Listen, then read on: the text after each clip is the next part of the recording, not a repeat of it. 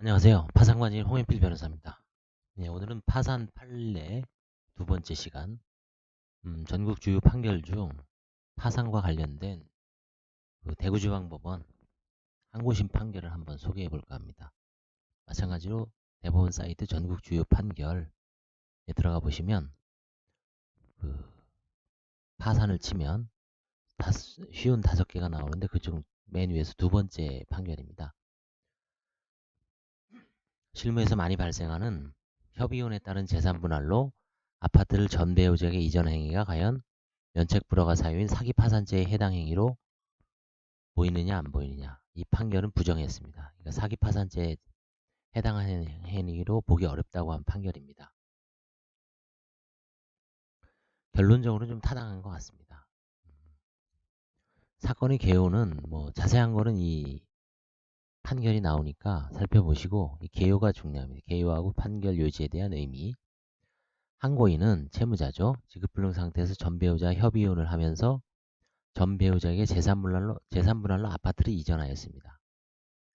실제 파산 관련해서 많이 일어나죠. 항고인은 자신이 재산과 수입으로는 채무를 지급할 수 없다는 이유로 파산 및 면책 신청을 하였다. 제1심법원은 항고인이 전 배우자에게 이혼에 따른 재산분할로 아파트를 이전한 행위는 사기 파산죄에 해당하는 재산상의 불이익한 처분 등에 해당한다는 이유로 항고인에 대한 면책을 불허하였다.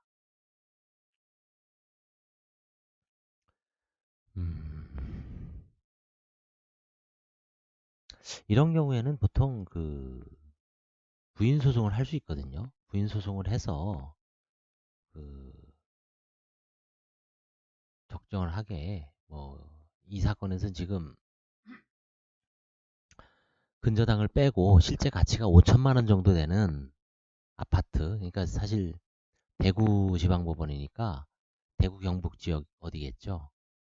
5천만 원 정도고, 이혼하면은 당연히 또 배우자의 어떤 공궁한 처지도 고려해야 되고, 혹시 미성년 자녀 혹은 뭐 성년 자녀가 있다 하더라도 아직 그 경제적으로 완전히 독립하기 전에는 5천만 원 정도의 실제 청산 가치가 있는 아파트를 넘겨줬다고 해서 이거를 그냥 사기 파산죄에 해당한 재산상 불이익 처분으로 봐서 바로 그냥 면책 불허가로 자른 거는 좀 문제가 있어 보입니다.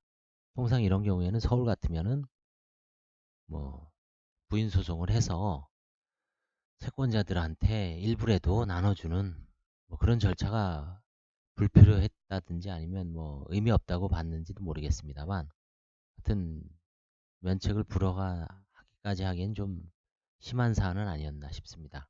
그래서 이 판결 요지를 보시면 법리론적으로 이제 해설을 하고 있습니다. 이혼에 따른 재산 분할은 혼인 중 부부 쌍방이 협력으로 이룩한 공동체의 재산이라는 성격에다가 경제적으로 공고한 상대방에 대한 부양적 성격이 가미된 제도인 점 등에 비춰보면 이혼에 따른 재산 분할은 민법 규정 취지에 따른 상당한 정도를 벗어난 과대한 것이라고 인정할 만한 특별한 사정이 없는 한 사기 파산죄에 해당하지 않는다고 봐야 한다.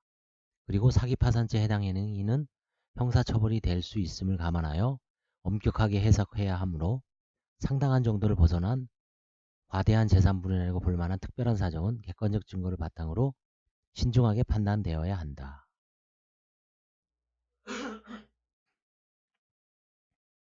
그렇죠. 하급심 대법원 판례에서도 과도한 분할은 사행위, 일반 뭐 파산과 들어오기 전에 민사에서는 사행위 취소 대상이 된다고 봅니다만, 파산에서도 뭐 과대한 상당한 정도로 벗어난 과대한 분할은 법리론적으로는 사기 파산죄에 해당한다고는 보지만 그 과대한 재산 분할이고 볼 만한 특별한 사정이 없다라고 지금 이 사건에서는 해석을 한 것 같아요. 그 이유가 두 번째에 나옵니다. 1. 재산 분할로 이전한 아파트에 설정한 근저당권의 피담보 채무액을 고려하면 아파트의 실질 가치는 약 5천만 원 정도밖에 안 됩니다. 예를 들어 시가가 1억인데 근저당이 5천만 원 설정되어 있습니다. 그러면 실제 가치는 5천만 원밖에 안 되죠. 또한 혼인기간이 29년 이상이었고 30년 가까이 됐네요. 아파트 취득 시점도 혼인 이후 약 19년 정도가 경과하였으며, 그러니까 10년 전에 취득한 거죠. 전 배우자도 혼인 기간 중 일정한 소득 활동한 것으로 보이는 사정 등을 고려하면 아파트 취득이나 재산 유지에 전 배우자의 기여도가 상당한 것으로 보이는 점. 절반 이상, 절반 정도를 볼 수 있겠죠. 그럼 2,500만 원 정도는 좀 과도한 거 아니냐라고 봐서 화해를 시도하였든지 아니면 부인 소송을 하는 게 나아 보였습니다. 항고인은 협의이혼을 하면서 전 배우자의 거주지 마련이나 경제적 상황, 위자료 등을 고려하면 아파트를 전 배우자에게 이전하였을 가능성을 배제할 수 없는 점 등을 종합하면 항고인이 전 배우자에게 이혼에 따른 재산 분할로 아파트를 이전 행위가 상당한 범위를 넘는 것으로 사기 파산죄에 해당하는 면책 불허가 사유에 해당한다고 단정하기 어렵다. 그리고 사망, 설령 아파트 이전 행위가 면책 불허가 사유에 해당하더라도 항고인이 이혼한 시기와 파산 및 면책 신청 시기 사이에 상당한 시간적 간격이 존재하는 점. 이게 가장 중요하죠. 물론 어느 정도 나중에 내가 잘못될 것이라고 충분히 예상했으니까 자기 와이프하고 애들이라도 건사하기 위해서 가장이혼하는 경우도 많습니다만, 사안에서는 아마 가장이혼 부분을 아마 관제인이 입증을 못했을 거예요. 그게 간격이 얼마 안 되면 모르지만 뭐 한 4, 5년 넘었으면 좀 문제가 있죠. 항고인이 채무 상당 부분이 재산 분할 이후에 발생하였고, 그와 같이 추가 발생한 채무가 항고인이 파산의 상당한 원인이 된 것으로 보인죠.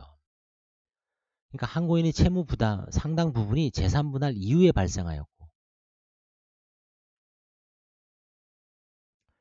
결국은 그 협의 이혼할 때 배우자에게 재산 분할을 이전을 하는 게 명백하게 사행위가 되려면, 아니면 부인 대상이 되거나 사기 파산이 되려면 이미 그 당시에 재산 분할 해줄 때 지급 불능 내지 채무 초과 상태가 명백했으면 사기 파산죄로 의뢰할 가능성도 있지만 부인 대상은 명백하게 되죠.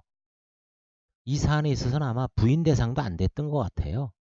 그 당시에 채무자가 배우자하고 이혼하고 재산 분할 아파트 넘겨줄 때는, 만약에 채무가 한 2, 3천 벤이 안 돼요. 2, 3천 벤이 안 되는데 채무자의 소득이나 이런 걸로 봤을 때는 어느 정도 갚을 개연성도 있다.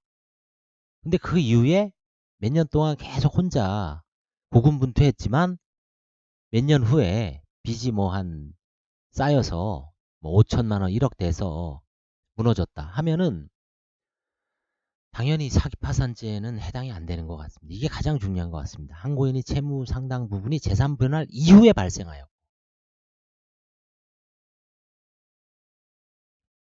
그와 같이 추가 발생한 채무가 항고인이 파산 원인의 상당한 원인이 된 것으로 보이는 점. 항고인이 과거 직업 및 소득, 연령, 경력, 교육 수준을 감안하면 항고인이 앞으로 채무를 변제할 자력이 갖게 되리라 기대하기 어려운 점. 파산 채권자들은 항고인 면책 허가에 대하여 별다른 이의를 제기하지 않은 점 등을 종합하면 항고인에 대하여 재량 면책이 허가되어야 한다.